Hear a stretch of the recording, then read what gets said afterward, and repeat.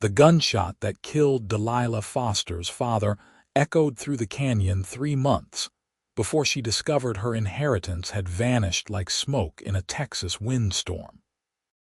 She stood in the dusty office of the Madisonville lawyer, her hands trembling as she gripped the edge of his mahogany desk, trying to make sense of words that felt like daggers to her heart. "What do you mean the ranch is already claimed?" Delilah's voice cracked despite her attempt to sound strong.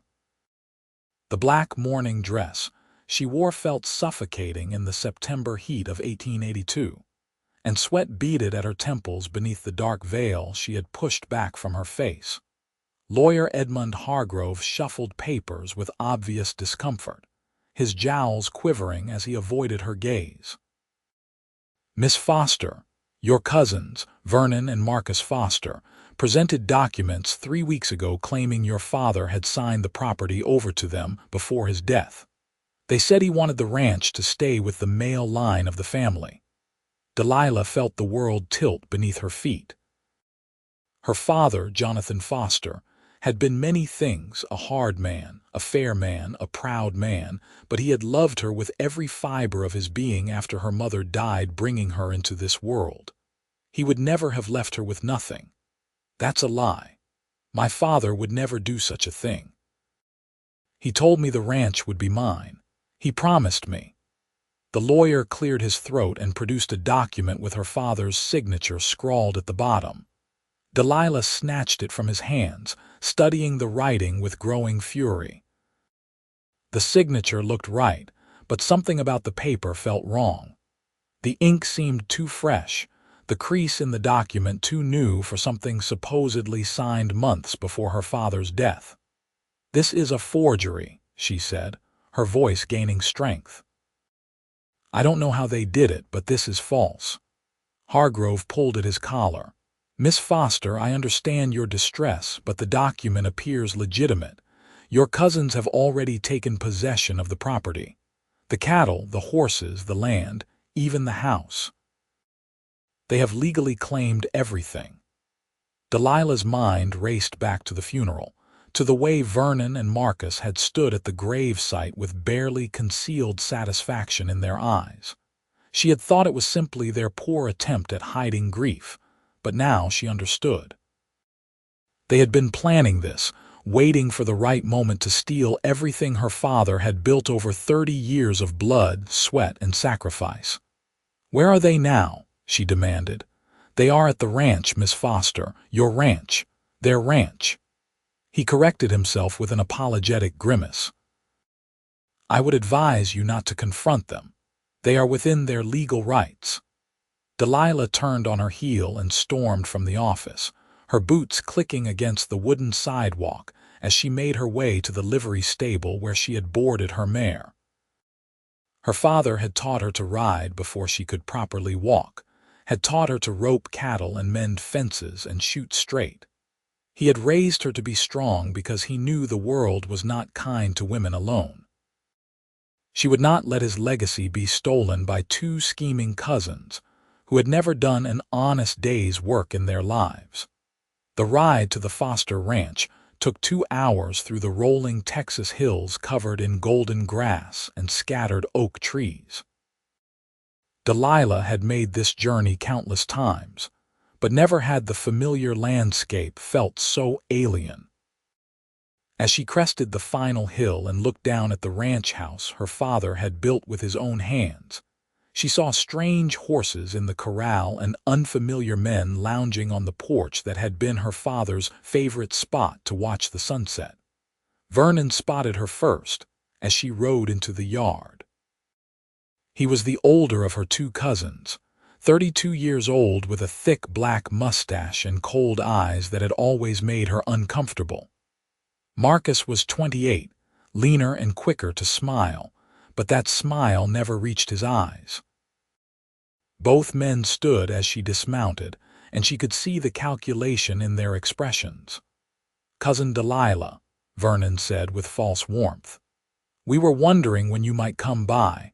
We have some of your personal belongings packed up for you, dresses, trinkets, that sort of thing."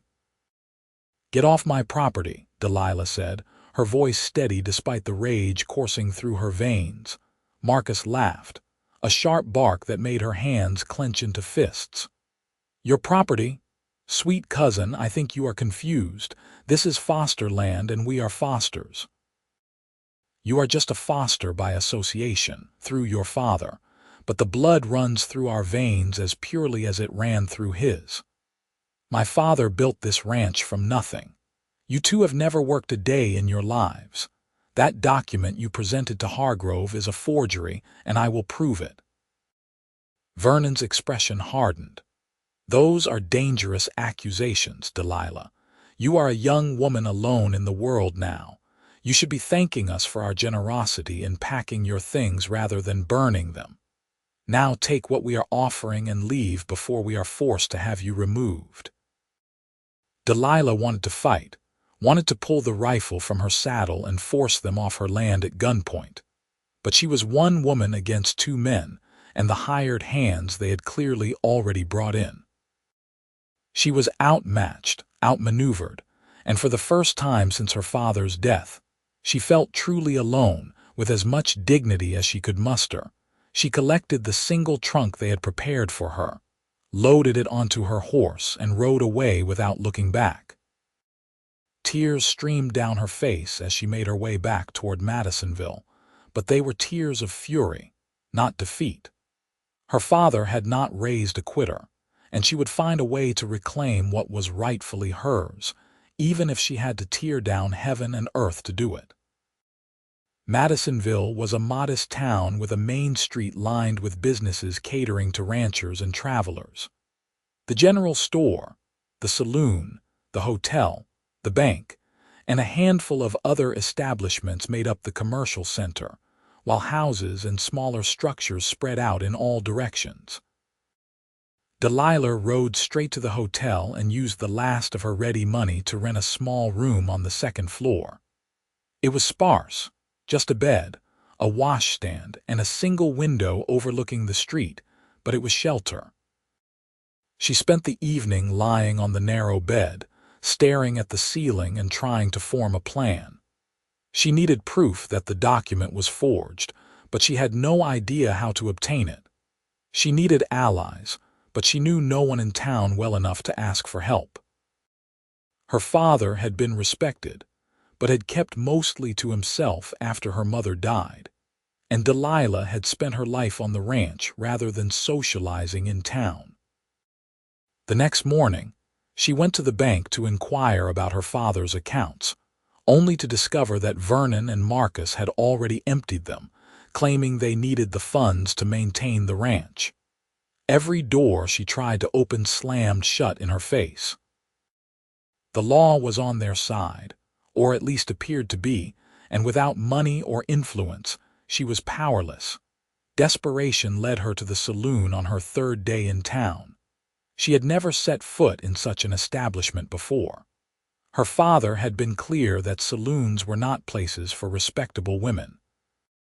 But respectability would not put food in her belly or a roof over her head, and she had heard that the saloon owner sometimes hired women to serve drinks. It was not ideal, but it was work, and work meant she could stay in Madisonville and find a way to fight back. The owner, a portly man named Sullivan with a red face and perpetually damp forehead, looked her up and down with barely concealed skepticism. "You ever worked in a saloon before, girl?" "No, sir, but I am a hard worker and a quick learner." "You are too pretty," he said bluntly. "Pretty girls in saloons attract trouble." "I can handle trouble," Delilah replied, straightening her spine, "and I need the work." Sullivan sighed and wiped his forehead with a stained handkerchief. "Fine. You start tonight. You will serve drinks, clear tables, and keep your hands to yourself. Any customer gets too friendly, you come get me or one of the other men." "Understood," Delilah nodded, relief flooding through her. It was not much, but it was a start.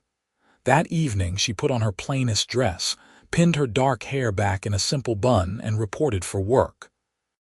The saloon was already filling with cowboys, ranchers, and drifters looking to wash away the day's dust with whiskey and beer. The air was thick with smoke, and the smell of unwashed bodies, and the noise was overwhelming. Piano music competed with loud conversations and occasional bursts of laughter. Delilah moved through the crowd with her head down, carrying trays of drinks and collecting empty glasses. Most of the men ignored her or offered polite nods. A few made comments that brought heat to her cheeks, but she followed Sullivan's instructions and kept moving. She was refilling a table of card players' drinks when she heard a voice that made her freeze. "I tell you, that ranch was falling apart before we took over. Jonathan Foster was a fool who let sentiment cloud his judgment. We will turn it into something profitable." Vernon's voice carried across the saloon from a table near the back. Delilah turned slowly and saw both her cousins sitting with 3 other men she did not recognize, all of them drinking and laughing. Her hands shook with rage, and she had to set down the tray before she dropped it. "You all right, miss?" one of the card players asked, eyeing her with concern. "I am fine," she managed, though her voice sounded strangled even to her own ears. She forced herself to turn away from her cousins and continue working, but every fiber of her being screamed to confront them, to expose them for the thieves they were. But what good would it do? She had no proof, no allies, and they had already won in the eyes of the law. The rest of the evening passed in a blur. By the time Sullivan finally told her she could leave, well past midnight, Delilah's feet ached and her head pounded. She collected her wages, a handful of coins that would barely cover her hotel room for a few more days, and stepped out into the cool night air. She was walking back toward the hotel when she heard footsteps behind her. She turned quickly, her hand instinctively moving toward the small knife she kept hidden in her boot, a habit her father had insisted upon. "Easy there," a deep voice said from the shadows. "I am not looking for trouble." A man stepped into the light cast by the saloon windows, and Delilah found herself looking up at one of the tallest men she had ever seen. He stood well over 6 feet, with broad shoulders and a lean, muscular build that spoke of years of hard physical labor. His face was shadowed by a worn Stetson, but she could make out strong features, a square jaw, high cheekbones, and eyes that seemed to assess her with unsettling intensity. "Then, why are you following me?" Delilah demanded, keeping her hand near her knife. "I am not following you. I was just leaving the saloon myself when I noticed you looked distressed earlier. Figured I would make sure you got back to wherever you are staying safely. This town is not always kind to women walking alone at night." Delilah studied him warily. He wore typical cowboy attire: worn denim pants, a faded shirt, a leather vest, and boots that had seen better days. A gun belt hung low on his hips, and he carried himself with the easy confidence of a man who knew how to handle himself. Something about him seemed familiar, though she was certain they had never met. "I appreciate the concern, but I can take care of myself," she said, though even as she spoke, she realized how foolish it was to be out alone at this hour. The cowboy tipped his hat. "I am sure you can, miss. But I would feel better knowing you got where you are going safely. My mother raised me to be a gentleman, even if I do not always look like one." There was something genuine in his voice that made Delilah relax slightly. "Very well. I am staying at the hotel. It is not far." They walked in silence for a few moments before the cowboy spoke again. "I could not help but overhear some of what those men were saying in the saloon, the ones talking about the Foster ranch. You are a Foster, are you not?" Delilah stopped walking and turned to face him, suspicion flooding back. "How do you know that?" "I worked for your father 2 summers ago," he said quietly. "Just for a few months during a cattle drive up to Kansas. He was a good man, fair and honest. I was sorry to hear he passed." Tears pricked at Delilah's eyes, but she blinked them back. "You knew my father." Not well, but well enough to respect him. Name is Porter Thompson. My friends call me Porter. Delilah Foster, she replied, her voice barely above a whisper. Porter removed his hat, revealing thick dark hair that curled slightly at his neck. In the dim light, she could see he was young, probably close to her own age of 22. His eyes, which she now saw were a deep brown, held genuine sympathy. Those men in the saloon, they were talking about your father's ranch like they own it. But I remember Jonathan Foster talking about his daughter, about how she would inherit the ranch someday. So why are strangers claiming what should be yours? And just like that, the dam broke. Standing on that dark street in the middle of Madisonville, Texas, Delilah told Porter Thompson everything. She told him about her father's death, about the forged document, about her cousin stealing her inheritance. She told him about the lawyer who refused to help and the law that seemed to protect thieves over honest people. She told him about her desperation and her determination to find a way to reclaim what was hers. Porter listened without interrupting, his expression growing darker with each revelation. When she finally fell silent, exhausted from the outpouring of emotion, he was quiet for a long moment. "That is about the lowest thing I have ever heard," he finally said. "Your cousins are snakes and they deserve to be treated as such." "Unfortunately, the law disagrees with you," Delilah said bitterly.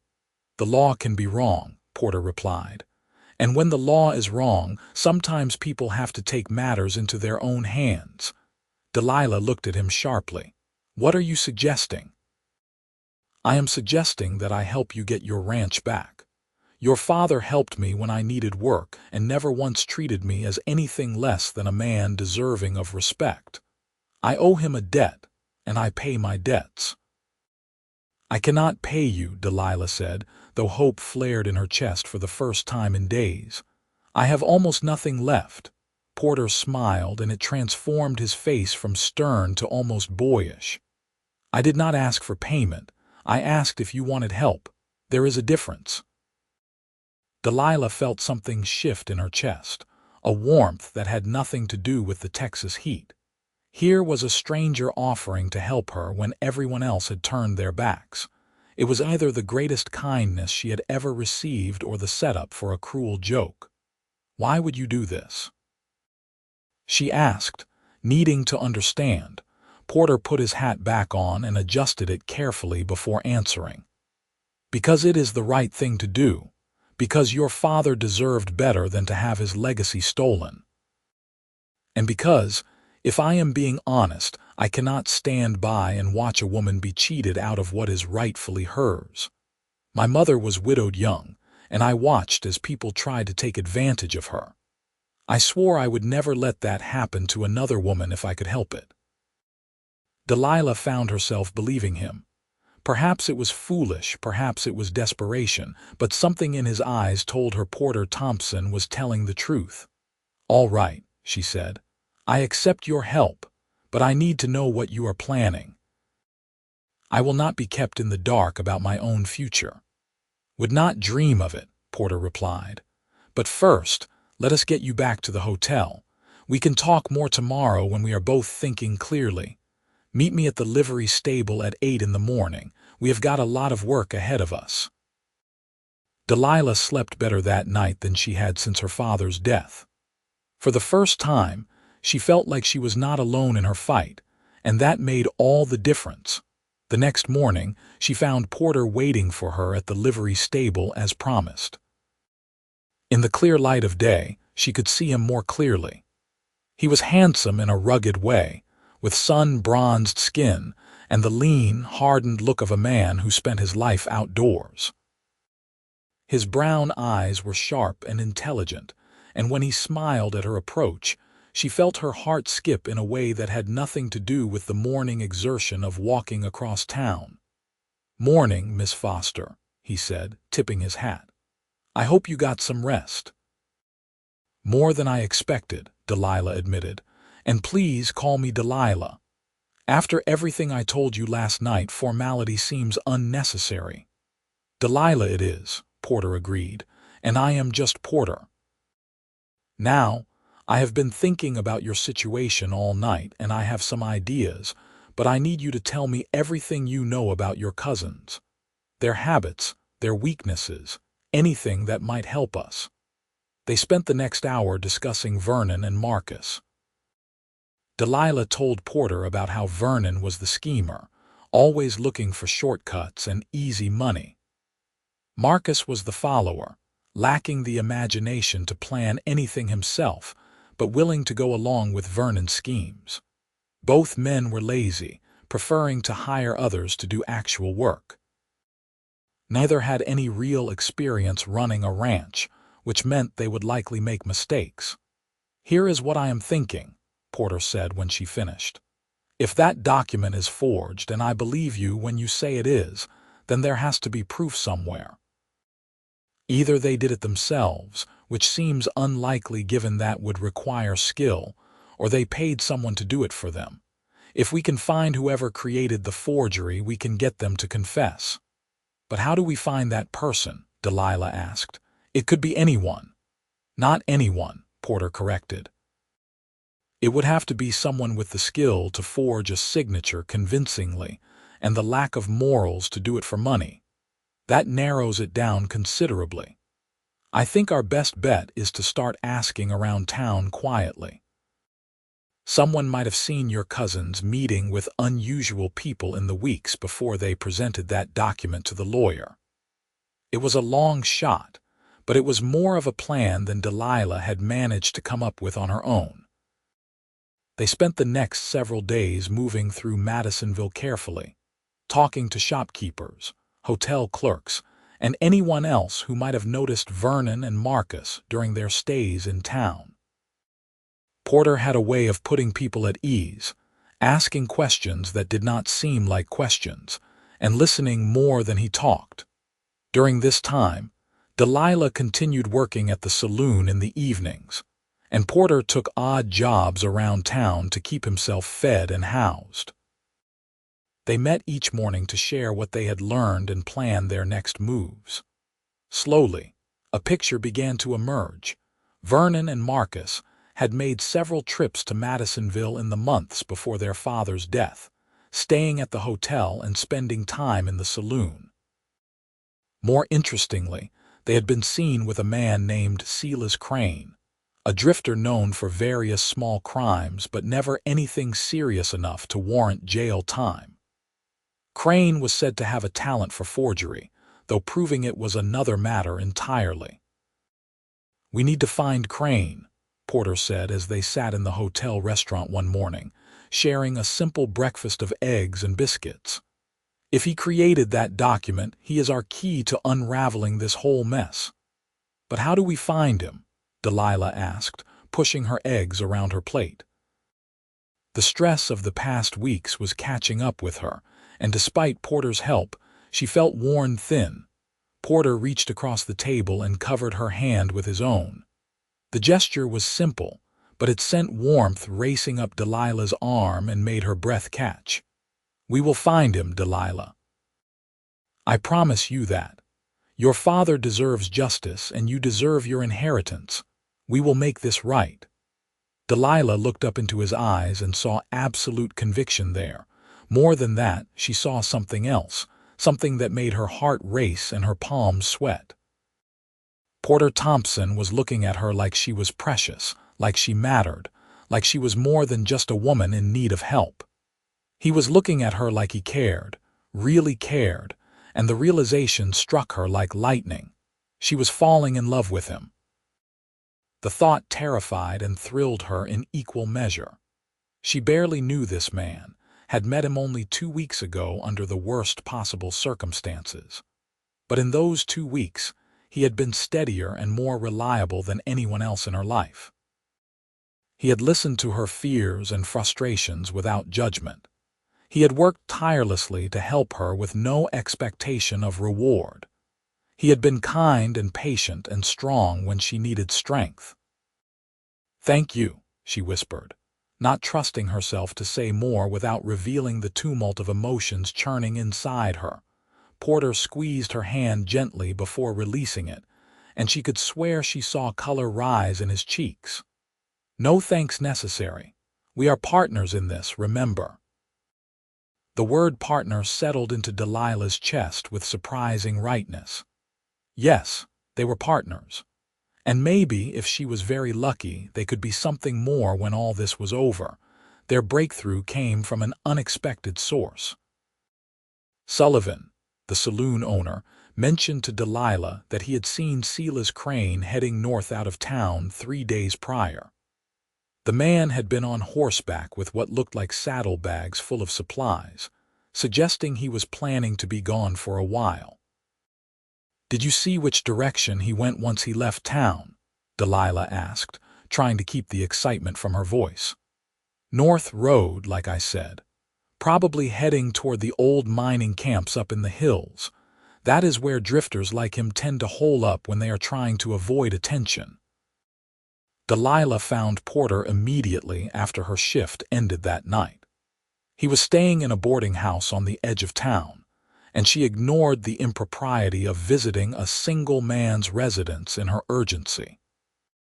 Porter answered her knock in his shirt sleeves, his hat hanging on a peg behind him, and the intimate sight of him without his jacket made her flush.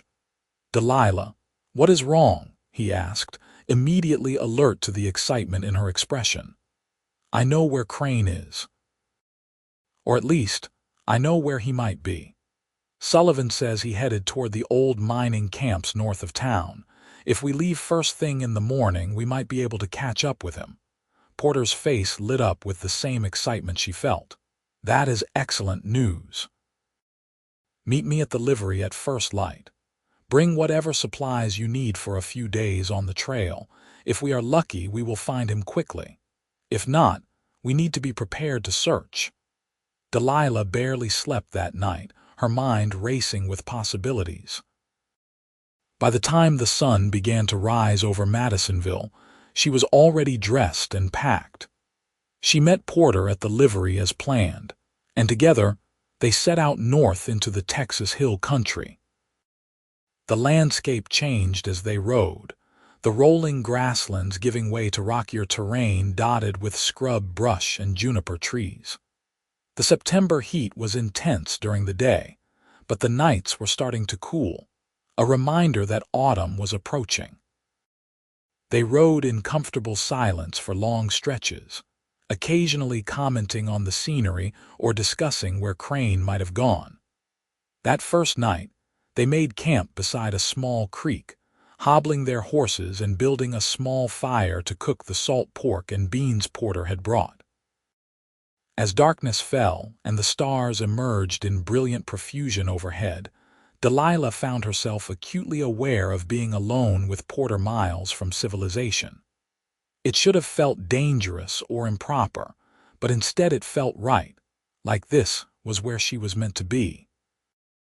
"Tell me about your family," Delilah said as they sat beside the fire, the flames casting dancing shadows across Porter's face.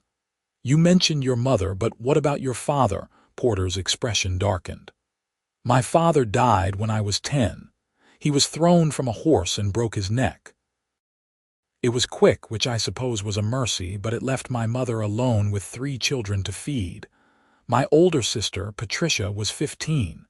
I was 10, and my younger brother, Paul, was only 6. That must have been incredibly difficult," Delilah said softly. "It was. My mother worked herself to the bone trying to keep us fed and clothed. My sister married young to ease the burden, though I do not think it was a love match.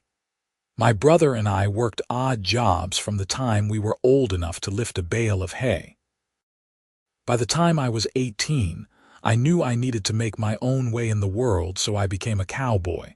It is hard work, but it is honest work, and it has taken me all over Texas and beyond." "Do you see your family often?" Delilah asked. "When I can. My mother passed 2 years ago." Heart just gave out one day. She was only 45, but she had worked herself into an early grave. "My sister is married with children of her own now," living up in Dallas. My brother is working on a ranch in Colorado. We write when we can, but we are all scattered to the winds." "I am sorry about your mother," Delilah said, her heart aching for the loss she heard in his voice. Porter looked up at her, and in the firelight his eyes seemed to glow. "Thank you. She was a good woman, the best I have ever known. She taught us to be honest, to work hard, and to always help those who could not help themselves. Everything good in me comes from her." Delilah felt tears prick at her eyes. "My father was like that too. He was stern sometimes, but fair. He taught me everything he knew about ranching, even though people told him he should be preparing me to be a wife instead of a rancher. He said there was no reason I could not be both if I wanted to be." "He sounds like he was a wise man," Porter said gently. "And he clearly raised a remarkable daughter." The compliment made warmth bloom in Delilah's chest. She looked away, suddenly shy, and changed the subject. "Do you think we will find Crane?" "I think we have a good chance. Men like him are creatures of habit. He will go somewhere he feels safe, somewhere he has been before. If the mining camps are his usual haunts, we will find him there." They found the first abandoned mining camp the next afternoon. It was a collection of ramshackle structures, half collapsed and weathered by years of neglect. They searched carefully, but there was no sign of recent habitation. The second camp, reached late the following day, was similarly empty. Delilah tried not to let disappointment overwhelm her, but with each empty camp, her hope faltered a little more. They were running out of supplies, running out of time, and running out of places to search. Maybe Crane had gone in a completely different direction. Maybe Sullivan had been mistaken about where he was headed. Maybe this whole trip was a waste. Porter seemed to sense her despair. That evening, as they made camp beside a rocky outcrop that offered shelter from the wind, he sat down beside her and bumped her shoulder with his own. "Do not give up yet. We have one more camp to check tomorrow. If he is not there, we will head back to town and come up with a new plan." "What if there is no new plan?" Delilah asked, her voice small. "What if my cousins have one and there is nothing I can do about it?" Porter turned to face her fully, reaching out to cup her cheek in his calloused hand. The touch was gentle, reverent, and it made Delilah's breath catch in her throat. "Then we will deal with that when we come to it. But I do not believe it will come to that. I believe in you, Delilah Foster. I believe in your strength and your determination. And I believe that sometimes, when you fight for what is right, the universe finds a way to help you win." Delilah leaned into his touch, closing her eyes and letting herself draw strength from his presence. When she opened them again, Porter's face was very close to hers, close enough that she could see the flecks of gold in his brown eyes, close enough that she could feel the warmth of his breath against her lips. "Porter," she whispered, though she was not sure what she meant to say. He seemed to understand anyway. Slowly, giving her every chance to pull away, he leaned in and pressed his lips to hers. The kiss was soft, tentative, a question more than a demand.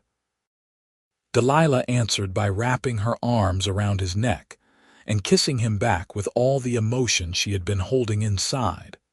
When they finally pulled apart, both breathing hard, Porter rested his forehead against hers. "I have wanted to do that since the first morning we had breakfast together," he admitted. "I know this is not the time or place, and I know you have more important things to worry about, but I could not help myself." "I am glad you could not," Delilah replied, her heart soaring. "Because I have been wanting the same thing." They held each other as the fire burned down to embers, talking quietly about dreams and fears and futures that might be possible if they could just get past this present struggle. When they finally settled down to sleep, Porter on one side of the fire and Delilah on the other, she felt more at peace than she had in months. The next morning dawned clear and bright. They reached the third mining camp by midday, and this time they could see smoke rising from one of the more intact structures. Someone was definitely in residence. They approached carefully, Porter's hand resting on his gun as a precaution. "Hello, the camp," Porter called out when they were close enough. "We are looking for Silas Crane. We have got business to discuss." A moment later, a scruffy man emerged from the structure, a rifle in his hands. He was older than Delilah expected, maybe 50, with graying hair and a face weathered by hard living. His eyes were sharp and calculating as he looked them over. "I am Crane. What business would you have with me?" "We need to talk about some work you did for Vernon and Marcus Foster," Porter said, his voice steady and confident. "Work involving a forged document." Crane's expression did not change, but Delilah saw his knuckles whiten on the rifle. "I do not know what you are talking about." "I think you do," Porter replied, "and I think you will want to hear what we have to offer before you send us away." They spent the next hour negotiating with Silas Crane. It turned out the forger had not been paid as much as he expected for his work creating the false deed transfer. Vernon and Marcus had promised him $500, but had only given him $200, claiming they would pay the rest once the ranch was secured. Of course, once they had what they wanted, they had disappeared, and Crane had no way to force them to pay up. "If you testify about the forgery, we can make sure you get the rest of what you are owed," Delilah said, though she had no idea how she would come up with $300. "And we can keep you out of jail." The lawyer will be more interested in going after Vernon and Marcus than a hired hand who was just following orders. It was a gamble, and Crane knew it, but he was also angry about being cheated, and that anger made him more willing to consider their offer. After much back and forth, he finally agreed to return to Madisonville with them and tell the truth about what he had done. The journey back to town took 2 days, and Crane grumbled the entire way. But Porter kept a close eye on him, making sure he did not slip away in the night, and Delilah kept reminding him of the money he was owed. By the time they rode into Madisonville, dusty and exhausted, Delilah felt like she could finally see light at the end of the tunnel. They went straight to Lawyer Hargrove's office. The man looked startled to see them, especially when Porter pushed Crane into a chair across from the lawyer's desk. "This man has something to tell you about the document Vernon and Marcus Foster used to claim the Foster Ranch," Porter said, his voice hard.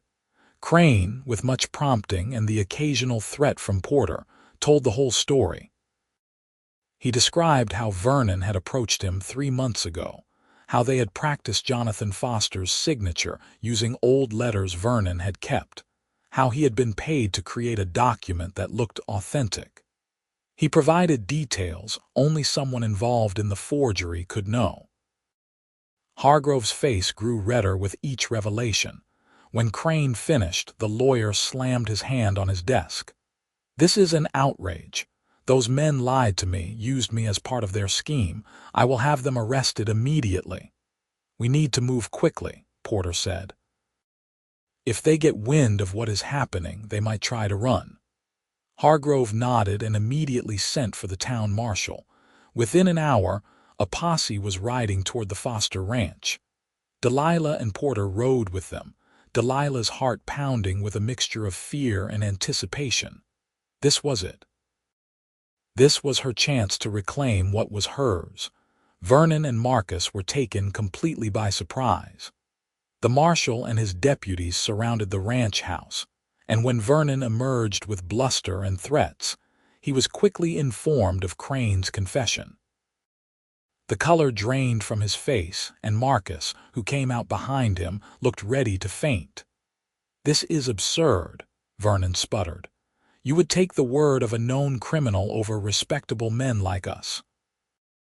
"I would take the word of a man who has specific, detailed knowledge of a crime over 2 men who clearly had motive and opportunity to commit fraud," the marshal replied. "You are both under arrest for forgery, fraud, and theft. Anything you say can be used against you in court. Watching her cousins be led away in handcuffs was one of the most satisfying moments of Delilah's life. As the posse headed back toward town with their prisoners, she stood in the yard of the ranch she had grown up on and finally let herself cry. These were not tears of sadness or frustration, but of relief and triumph. Porter came to stand beside her, not touching but close enough that she could feel his presence like a comforting warmth. "You did it," he said quietly. "Your father would be proud." "We did it," Delilah corrected, turning to look at him. "I could never have done this without you, Porter. You saved my home, my future, everything." "I just helped you take back what was always yours," he replied. But there was something in his eyes, something uncertain that made Delilah's heart clench. "What is wrong?" she asked. Porter removed his hat and ran a hand through his hair, a nervous gesture she had come to recognize. "I am happy for you, truly. You have got your ranch back, your inheritance. You can build the life your father wanted for you. But that means my job here is done. I will need to move on, find work somewhere else." The thought of Porter leaving felt like a knife to Delilah's chest. Over the past weeks, he had become so much more than just someone helping her with a problem. He had become her partner, her confidant, her friend.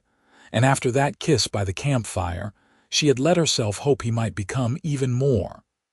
"What if I do not want you to leave?" she asked, her voice barely above a whisper. Porter looked at her with such intensity that she felt it in her bones. "What are you saying, Delilah?" "I am saying that this ranch needs a foreman, someone who knows cattle and horses and hard work. I am saying that I could use a partner, someone to help me run this place the way my father would have wanted. I am saying." She took a deep breath, gathering her courage. "I am saying that I have fallen in love with you, Porter Thompson, and I do not want you to go anywhere."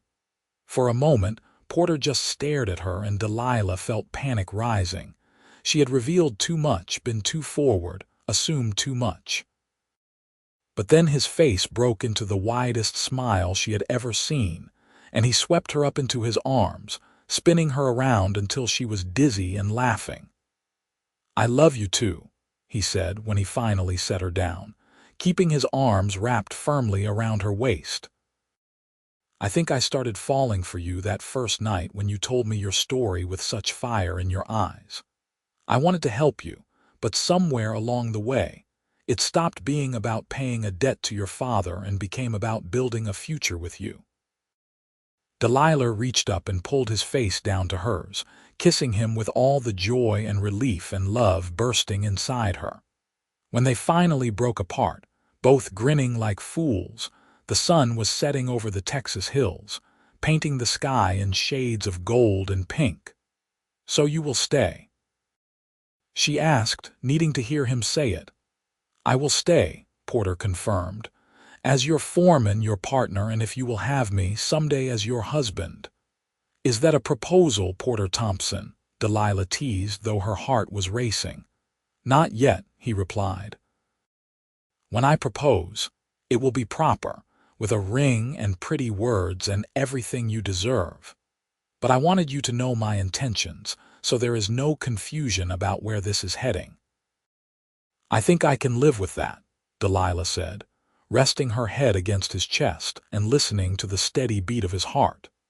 They spent the next several weeks settling back into the ranch and undoing the damage Vernon and Marcus had done in their brief tenure. The cousins had made a mess of things, firing good workers and hiring incompetent ones, neglecting repairs, and generally running the operation into the ground. Porter proved invaluable, his years of experience and natural leadership helping to get things back on track. The trial was held in early November. Silas Crane testified as promised, and with his detailed account of the forgery, Vernon and Marcus had no defense. They were convicted of fraud and sentenced to 5 years in prison. The judge also ordered them to repay Delilah for any money they had stolen, though she doubted she would ever see a cent of it. Justice had been served, and that was enough. With the legal matters settled, Delilah could finally focus on rebuilding the ranch and her life. Porter moved into the foreman's cabin, a small but comfortable structure near the main house that her father had built for his ranch manager years ago. They worked side by side every day, and with each passing week, Delilah fell more deeply in love with him. Porter was everything she had never known she wanted. He was strong but gentle, confident but humble, hardworking but never too busy to make her laugh. He treated her as an equal partner in running the ranch, always consulting her before making major decisions and respecting her opinions even when they disagreed. He was patient with her when she struggled with particularly difficult problems, and generous in his praise when she succeeded. Christmas came, and Delilah invited Porter to celebrate with her in the main house. They cooked dinner together, laughing as they navigated the small kitchen and exchanged modest gifts. Porter gave her a new saddle he had saved for months to buy, and Delilah gave him a pocket watch that had belonged to her father. The gesture moved Porter to tears, and he held her close as they stood before the fireplace, the flames casting warm light across the room. "Your father would have liked seeing us together," Porter said softly. "He always said he wanted you to find someone who would treat you as the remarkable woman you are." "I wish he could have met you as more than just a ranch hand," Delilah replied. "I think he would have approved of you." "I hope so," Porter said, "because I intend to ask you something important very soon, and I would hate to think your father would disapprove." Delilah's heart skipped. "How soon is very soon?" Porter smiled mysteriously. "You will find out when the time is right." The proposal came on a crisp January evening as the sun set over the ranch. Porter had been acting nervous all day, checking his pocket repeatedly and stumbling over his words in a way that was entirely unlike him. Delilah had her suspicions about what was coming, but she did not want to ruin his plans by saying anything. After dinner, Porter asked if she would take a walk with him. They strolled through the ranch yard and out toward the overlook where her father used to sit and watch the sunset. When they reached the spot, Porter took both her hands in his and looked into her eyes with an expression of such love and devotion that Delilah felt tears welling up. "Delilah Foster, you are the strongest, bravest, most remarkable woman I have ever known. When I met you, you were facing impossible odds, but you never gave up.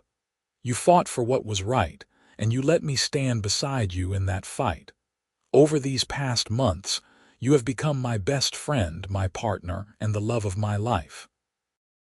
I cannot imagine a future without you in it, and I do not want to try. Will you marry me and make me the happiest man in Texas?" Porter dropped to one knee and pulled a ring from his pocket. It was simple but beautiful, a gold band with a small diamond that caught the last rays of sunlight and sparkled like fire. "Yes," Delilah said through her tears. "Yes, 1,000 times yes." Porter slipped the ring onto her finger, then stood and swept her into his arms, kissing her as the sun dipped below the horizon and the first stars appeared in the darkening sky. It was perfect, absolutely perfect, and Delilah knew that her father was somewhere smiling down on them. They were married in March of 1883 in the small church in Madisonville. It was a simple ceremony with just a handful of guests, including Sullivan from the saloon, lawyer Hargrove, who had become an unexpected friend after helping to prosecute Vernon and Marcus, and several ranch hands who worked for them. Porter's sister, Patricia, made the journey from Dallas with her family, and Delilah was touched by how warmly they welcomed her into the family. The ceremony was short, but heartfelt. Delilah wore her mother's wedding dress, which she had found carefully preserved in a trunk in the attic, and Porter wore a new suit he had purchased specially for the occasion. When the preacher pronounced them husband and wife, Porter kissed her with such tenderness that several people in the small congregation wiped away tears. They held a celebration at the ranch afterward, with food and music and dancing that lasted well into the night. As Delilah danced with her new husband under the stars, she reflected on how far she had come in the past year. She had lost her father, nearly lost her inheritance, and found love in the most unexpected place. Life was unpredictable and often unfair, but it was also full of possibilities if you were brave enough to fight for them. Porter pulled her close as the music played, his lips brushing her ear as he whispered, "I love you, Mrs. Thompson." "I love you too," Delilah replied, feeling like her heart might burst with happiness. "Thank you for never giving up on me." "Thank you for letting me stand by your side," Porter said, "now and forever." Forever turned out to be full of hard work, laughter, and deep, abiding love. The Foster Ranch, which Delilah renamed the Foster-Thompson Ranch after their marriage, flourished under their joint management. Porter's experience and Delilah's determination made them an unbeatable team. They expanded the cattle operation, improved the breeding stock, and developed a reputation for fair dealing that brought them steady business. Their first child, a son they named Jonathan Porter Thompson after both their fathers, was born in January of 1884. Porter cried when he held his son for the first time, and Delilah fell in love with him all over again, watching him cradle the tiny baby with such gentle care. Jonathan was followed 2 years later by a daughter they named Catherine Sarah Thompson, after Delilah's mother and Porter's mother. The children grew up on the ranch, learning to ride and rope and work alongside their parents. Porter was a devoted father, patient and loving but firm when necessary. Delilah often found herself watching him teaching Jonathan to ride or reading bedtime stories to Catherine, and feeling overwhelmed with gratitude for the life they had built together. The years passed in a blur of seasons, each bringing its own challenges and joys. They faced droughts and hard winters, difficult cattle drives and market fluctuations, but they faced everything together. On the 10th anniversary of the day they met, Porter gave Delilah a leather-bound journal. "For recording our story," he explained, "so our children and grandchildren will know how we met and how we built this life." Delilah opened the journal and saw that Porter had already written the first entry in his careful script. It read, "In September of 1882, I met a woman who would change my life forever. She was fighting a battle that seemed impossible to win, but she never gave up. This is the story of how I helped her reclaim what was hers, and how she gave me everything I never knew I needed." Delilah looked up at her husband through tears. "It is beautiful." "So are you," Porter replied, kissing her softly. "And so is the life we have built. I would not change a single moment." "Not even the hard parts?" Delilah asked. "Especially not the hard parts," Porter said firmly. "The hard parts are what made us who we are. They brought us together and made us stronger. I am grateful for all of it." As they sat together on the porch of the ranch house, watching their children play in the yard as the sun set over the Texas hills, Delilah reflected on Porter's words. He was right. The hard times had shaped them, but they had also revealed what was truly important: family, love, loyalty, and fighting for what was right. These were the values her father had instilled in her, the values she and Porter were passing on to their children. Vernon and Marcus were released from prison after serving their full sentences, but neither ever returned to Madisonville. Delilah heard through occasional gossip that Vernon had moved to California and Marcus to New Mexico, both apparently trying to start over far from the scene of their crimes. She felt no satisfaction in their downfall, only relief that justice had been served, and they could no longer hurt her or her family. Silas Crane had been paid his $300 as promised.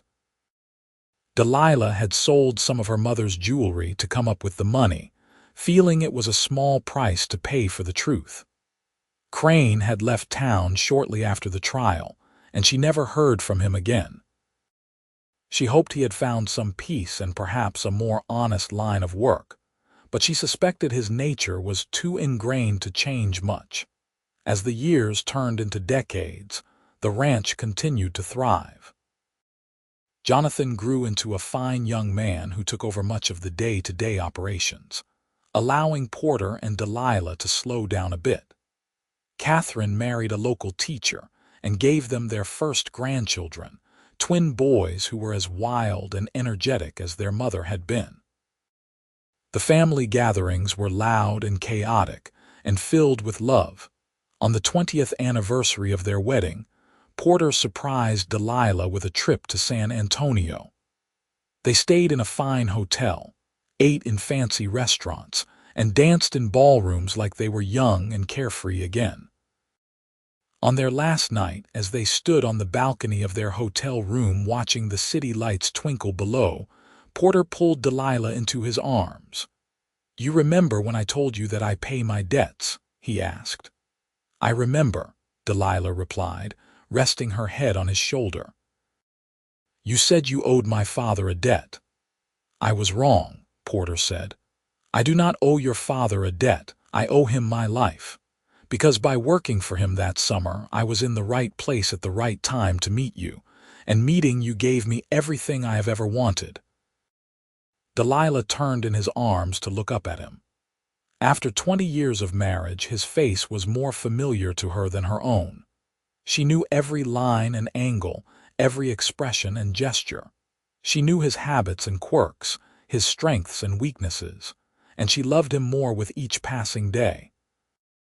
"I think we both owe him a debt of gratitude," she said softly. "He raised me to be strong enough to fight for what was mine, and in fighting for what was mine, I found you. So in a way, he gave me everything too." They kissed as the warm Texas breeze wrapped around them, two people who had faced impossible odds and come out stronger for it. They had built a life together based on trust, respect, and deep, abiding love. They had raised children and built a successful ranch and created a legacy that would last for generations. As they returned to the ranch the next day, Delilah felt a profound sense of peace.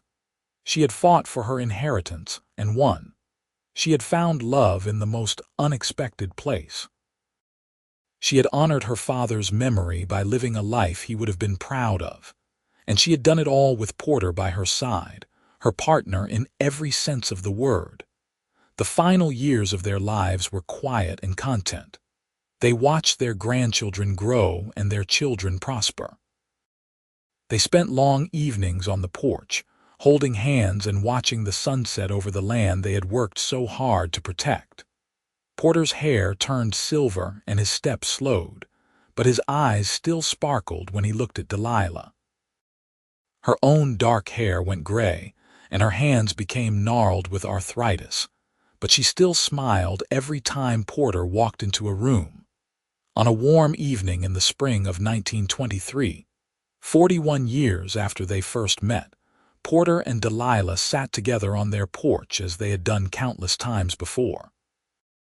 The ranch spread out before them, prosperous and beautiful in the golden light of sunset. Jonathan and his wife lived in the main house now, managing the operation with the same dedication and integrity Porter and Delilah had always shown. Catherine and her family lived nearby in town, visiting often with the growing brood of grandchildren and even a few great-grandchildren. "We did all right, did we not?" Porter said, his voice softer now but still full of warmth. "We did better than all right," Delilah replied, squeezing his hand. "We built something wonderful, something that will last long after we are gone." Porter turned to look at her, and his eyes were full of the same love she had seen that first night when he kissed her by the campfire. "I would do it all again, you know. Every moment, every challenge, every joy. I would choose you 1,000 times over. And I would choose you, Delilah said, tears streaming down her weathered cheeks. Thank you for seeing me when I was invisible. Thank you for believing in me when no one else did. Thank you for loving me all these years. Loving you was the easiest thing I ever did, Porter said simply. They sat together as the sun set and the stars emerged, two souls who had found each other against all odds and built a life beyond their wildest dreams. When Porter passed away peacefully in his sleep 3 months later, Delilah grieved deeply, but found comfort in knowing they had made the most of every moment they had been given. She lived another 5 years, long enough to see her family continue to thrive and grow, long enough to know that the legacy she and Porter had built together would endure. When she finally joined him, surrounded by children and grandchildren and great-grandchildren who loved her, her last thoughts were of that September night in 1882, when a tall cowboy with kind eyes had offered to help a desperate young woman reclaim her stolen inheritance. She had found so much more than her ranch that day. She had found her partner, her love, her home. And in the end, that was the greatest inheritance of all. The Foster-Thompson Ranch continued to thrive for generations, a testament to the strength of a woman who refused to give up and the love of a man who stood beside her through it all.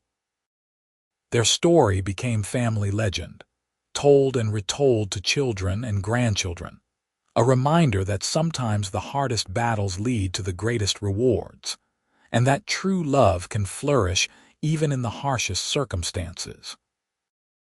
Delilah and Porter's legacy was not just the land they had protected or the business they had built, but the example they had set, showing that with courage, determination, and the right partner by your side, anything was possible.